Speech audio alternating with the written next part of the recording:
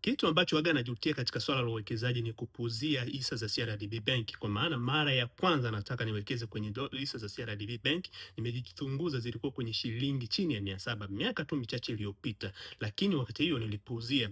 Nikapata tena mara ya pili nikaenda kuzichungulia, hisa za CRDB Bank zimefika kwenye 1200. Nikasema mtu unaweza kuwekeza hapa, lakini nisema labda ni mkumbo zitashuka. Na hapo tu ni miaka tu kama miwili iliyopita.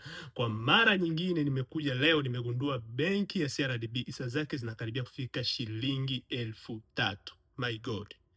Nilikuja kuwaza kwamba ningewekeza kipindi kile ningekuwa na pesa nyingi sana. Majuto ni mjukuu. Lakini bado sijachelewa. Bado nina nafasi ya kuwekeza kwenye benki ya CRDB na mwenendo wake wa soko na uona ni mzuri.